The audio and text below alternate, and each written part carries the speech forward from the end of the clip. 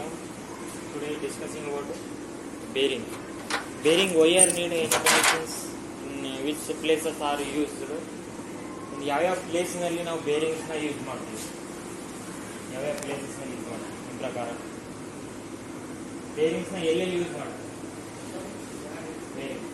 Bearing ನೋಡ್ರಿ, ಬೇರಿಂಗ್ಸ್ನ theory ಪ್ರಕಾರ ಏನಂತಂದ್ರೆ A bearings is a machine element that constrain relative motion to only the desired motion and reduce friction between moving parts.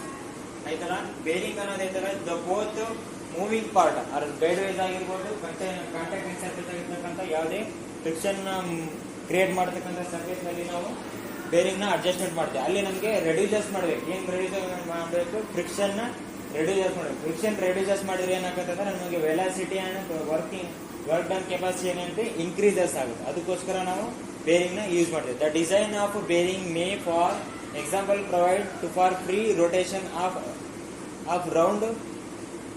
rotation a round a fixed axis of bearing may prevent a motion by controlling the vectors of normal forces that bearing bears on moving parts. ಅಂದ್ರೆ bearing ನ ಈ part ಅಲ್ಲಿ ಯಾಕೆ use ಮಾಡ್ತೀವಿ ಅಂತಂದ್ರೆ ಈಸಿಯಾಗಿ movement ಆಗುತ್ತೆ. ಯಾವುದು ಪಾರ್ಟ್, ಯಾವುದೇ ಪ್ರಾಡಕ್ಟ್ ಆಗಲಿ ನಾವು ರೊಟೇಟಿಂಗ್ ಪಾರ್ಟ್ ಅಲ್ಲಿ ಈಸಿಯಾಗಿ ಮೂವ್ಮೆಂಟ್ ಆಗುತ್ತೆ. ಅದಕ್ಕೋಸ್ಕರ ನಾವು ಬೇರಿಂಗ್ ಕಂಪಲ್ಸರಿ ಯೂಸ್ ಮಾಡ್ತೀವಿ.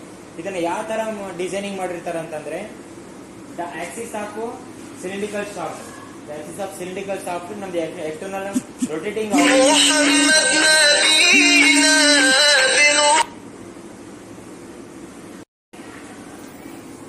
ಬೇರಿಂಗ್ಸ್ ನ ಯಾವ ತರ ಡಿಸೈನ್ ಮಾಡಿರ್ತಂದ್ರೆ ಒಂದು ಸಿಲಿಂಡ್ರಿಕಲ್ ಆಕ್ಸಿಸ್ ಇರಲ್ಲ, ಆ ಸಿಲಿಂಡ್ರಿಕಲ್ ಆಕ್ಸಿಸ್ ಮೇಲೆ ನಮ್ದು ಬೇರಿಂಗ್ ಇನ್ನರ್ ಐತಲ್ಲ ಕೋಇನ್ಸಿಡೆನ್ಸ್ ಆಗಿದೆ. ಅಂದ್ರೆ ಕೋಇನ್ಸಿಡೆನ್ಸ್ ಅಂದ್ರೆ ಅದ್ರೊಳಗಡೆ ಹೋಗಿ ಫಿಟ್ ಅಪ್ ಆಗುತ್ತೆ. ದಂದ್ರೆ ಔಟರ್ ಕೇಸ್ ಆಗುತ್ತಲ್ಲ, ಔಟರ್ ಬೇರಿಂಗ್ ಔಟರ್ ಬಾಡಿ ಆಗುತ್ತಲ್ಲ, ಅದು ಔಟರ್ ಬಾಡಿ ಅಂತಂದ್ಬಿಟ್ಟು ಮುಂದೆ ಮೂವಿಂಗ್ ಪಾರ್ಟ್ ಯಾವ್ದಿರುತ್ತೆ ಅದರಲ್ಲಿ ಸಿಲಿಂಡ್ರಿಕಲ್ ಸರ್ಫೇಸ್ ಆಗಿರ್ತಕ್ಕಂಥ ಸಿಲಿಂಡ್ರಿಕಲ್ ಸರ್ಫೇಸ್ ಆಗಿ ನಾವು ಯಾವುದೇ ಪಾರ್ಟ್ ಆಗಲಿ ಅಲ್ಲಿ ಕಂಪೋನೆಂಟ್ ಆಗಲಿ ಅದ್ರ ಮೇಲೆ ನಾವು ಫಿಕ್ಸ್ ಅಪ್ ಮಾಡ್ತೀವಿ. ದಂದ್ರೆ ಆಕ್ಸಿಸ್ ಹೋಲ್ಡ್ ಅಪ್ ಆಗಿ ಸ್ಟೇಬಲ್ ಆಗಿ ಇನ್ನರ್ ಆಗುತ್ತೆ, ಮತ್ತೆ ಶಾಫ್ಟ್ ಫಿಕ್ಸ್ಡ್ ಇರ್ತೈತೆ. ಔಟರ್ ಬಾಡಿ ಮೇಲೆ ಆಗಿ ಅದು ರೊಟೇಟಿಂಗ್ ಆಗಿ ಫ್ರೀ ಆಗಿ ಮೂವ್ಮೆಂಟ್ ಆಗುತ್ತೆ. The most bearing facilitate the desired motion by minimise friction. ಅಂದ್ರೆ ಯಾವುದೇ ಫ್ರಿಕ್ಷನ್ ಕಂಡೀಷನ್ ಇದೆ, ಬೇರಿಂಗ್ ದ ಕಂಡೀಷನ್ ಏನಂದ್ರೆ ಫ್ರಿಕ್ಷನ್ ನ ರೆಡ್ಯೂಸ್ ಮಾಡೋದು, ಆಮೇಲೆ ವರ್ಕ್ ಡನ್ ನ ಕೆಪಾಸಿಟಿ ಜಾಸ್ತಿ ಮಾಡೋದು, ಮೂವಿಂಗ್ ಕೆಪಾಸಿಟಿ ಜಾಸ್ತಿ ಮಾಡೋದು. ಇದು ಫ್ರಿಕ್ಷನ್. ಇದು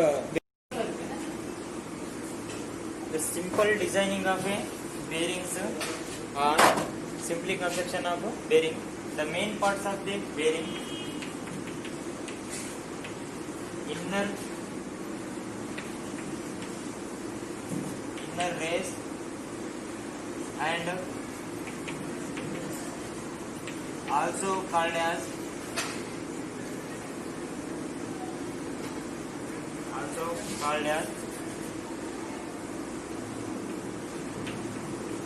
ring or cup. Then outer race,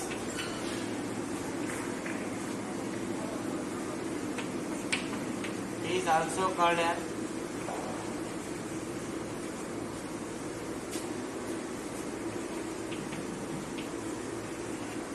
ring or cone.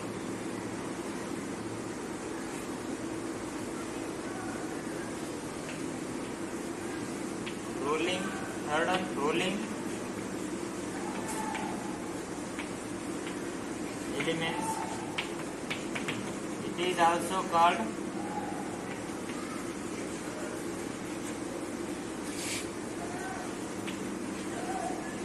balls or rollers. And this one, separator. Is also called as cage or retainer. Simple design of the roller bearing. There are different type of the bearings are there. They are simply designed in roller bearing, ball bearing. The main part of the bearing: inner race, outer race, rolling element and separator. Then different parts and different name are there. The inner race, it is also called as ring or cup.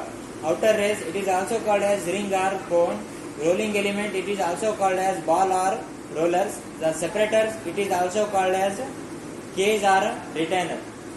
Bearing ಅನ್ನೋದು ಒಂದು part ಇದೆ ಅಲ್ಲ, ಅದಕ್ಕೆ design ಈ ತರ ಮಾಡಿದ್ದಾರೆ.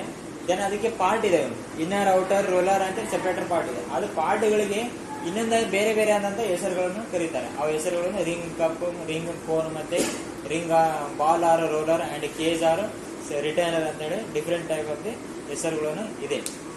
ಇದಕ್ಕೆ continuously bearing mounting ಮಾಡಬೇಕಾದ್ರೆ ಆಯಿಲಿಂಗ್ ಆರ್ ಗ್ರೀಸಿಂಗ್ ಕಂಪಲ್ಸರಿ. ಯಾಕಂದ್ರೆ ಅಲ್ಲಿ different type of the loads and friction generate ಆಗುತ್ತಲ್ಲ, ಅದಕ್ಕೋಸ್ಕರ ಅಲ್ಲಿ ಫ್ರಿಕ್ಷನ್ ರೆಡ್ಯೂಸಸ್ ಮಾಡೋದಕ್ಕೋಸ್ಕರ ನಾವು ಬೇರಿಂಗ್ ನ ಅಡಾಪ್ಟ್ ಮಾಡ್ತೀವಿ. ಅದಕ್ಕೋಸ್ಕರ ನಾವು ಕಂಪಲ್ಸರಿ ಆಯಿಲಿಂಗ್ ಅಂಡ್ ಗ್ರೀಸಿಂಗ್ ನ ಮಾಡಬೇಕು. ಡಿಪೆಂಡ್ ಅಪಾನ್ ನಮ್ಗೆ ಅಪ್ಲಿಕೇಶನ್ ಯಾವ್ದಾಗಿ ಯೂಸ್ ಆಗುತ್ತಾ ಅಂತಲ್ಲಿ ನಾವು ಆ ಬೇರಿಂಗ್ ನ ಯೂಸ್ ಮಾಡಬೇಕು.